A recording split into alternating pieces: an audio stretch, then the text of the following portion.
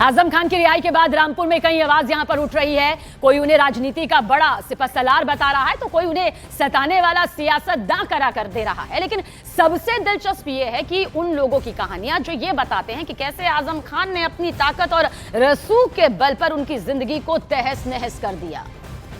आजम खान गाड़ी से बाहर आ गए हैं।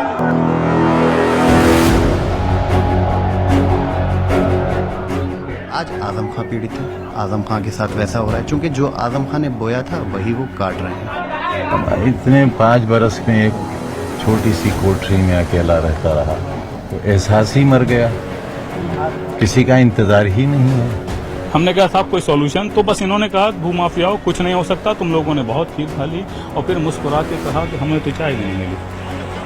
आजम खान पार्टी के फाउंडिंग मेंबर रहे हैं। 23 महीने बाद इतना बड़ा आदमी बाहर आ रहा है। नहीं, बड़ा आदमी नहीं, बड़ा आदमी, बड़ा खादिम, बड़ा सेवक। रामपुर के फैसल खान लाला आम आदमी पार्टी के प्रदेश प्रवक्ता, जिन्होंने आजम खान की रिहाई पर तंज कसा है। फैसल का कहना है कि आजम ने जो बोया अब वही काट रहे हैं। कभी सत्ता के नशे में उन्होंने लोगों को सताया, दुकानों को तोड़ा, झूठे मुकदमे लादे और सैकड़ों को जेल भेजा। और आज हालात ये हैं कि वही आजम खान जेल काटकर बाहर आए हैं। फैसल का दावा है कि जब आजम सत्ता में थे तो उन्हें 3-3 बार जेल भेजा गया, उनकी दुकानें तोड़ी गईं, बिजली काट दी गई और उनके परिवार को डराया धमकाया गया।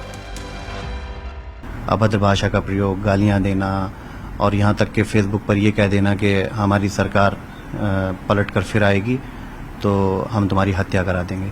ऐसी बातें अब्दुल्ला के अकाउंट से मेरे यूट्यूब चैनल के ऊपर डाले गए कमेंट, तो उसी के कॉन्टेक्स्ट में मैंने मुकदमा दर्ज कराया था। जो और रामपुर के लोग हैं जिन्होंने मुकदमे कराए, हम पीड़ित थे उस वक्त। बहुत प्रताड़ित किया गया, बेवजह हम लोगों को जेल के अंदर रखा गया। 151 का केस लगाकर 3-3 बार मुझे 8-10 दिन के लिए जेल में रखा गया। फैसल खान लाला कहते हैं कि बेल तो हर किसी का हक है, लेकिन ये नहीं भुलाया जा सकता कि आजम खान ने सत्ता में रहते हुए कई परिवारों को उजाड़ दिया। उन्होंने आरोप लगाया कि आलियागंज गांव के घरों को तोड़ा गया, 700 लोगों को झूठे केसों में जेल में डाला गया, यहां तक कि एक बुजुर्ग को मुर्गा बनाकर उसकी पीठ पर ईंटें रखवाई गईं। फैसल का कहना है कि जितने दिन पीड़ितों ने जेल में काटे उतने ही दिन आजम खान ने अकेले जेल में काटे हैं और यही उनकी सबसे बड़ी सजा है। आज आजम खान पीड़ित है। आजम खान के साथ वैसा हो रहा है क्योंकि जो आजम खान ने बोया था वही वो काट रहे हैं। तो अब हमारी हमदर्दियां हैं कि ठीक है, उन्होंने हमारे साथ जाति की थी, अल्लाह ने हमें इंसाफ दिया, हम वापस अपनी जगह पर इस्टेब्लिश हो गए। आजम खान की रिहाई पर जहां उनके समर्थक जश्न मना रहे हैं, वहीं रामपुर के कई लोग अब भी पुराने जख्म याद कर रहे हैं। न्यूज़ 18 इंडिया की टीम की मुलाकात हुई रामपुर के एहतशाम खान से। एहतशाम का कहना है कि आजम खान के राज में उन्हें झूठे मुकदमों में फंसाया गया, उनकी जमीन कब्जा की गई, परिवार पर दबाव बनाया गया। एहतशाम का आरोप है कि जिस नेता को कभी मसीहा कहा जाता था, उसी ने गरीबों और विरोधियों को सताने में कोई कसर नहीं छोड़ी।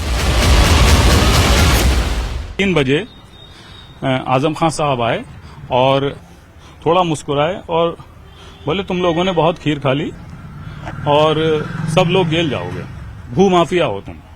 हमने कहा साहब कोई सॉल्यूशन, तो बस इन्होंने कहा भूमाफियाओं कुछ नहीं हो सकता, तुम लोगों ने बहुत खीर खा ली और फिर मुस्कुरा के कहा कि हमें तो चाय भी नहीं मिली। तो ये आगे बढ़ गए। फिर क्या कहा? हमें चाय भी नहीं मिली। हमें चाय, तुम लोगों ने बहुत खीर खा ली, हमें चाय भी नहीं, हमें चाय भी नहीं मिली।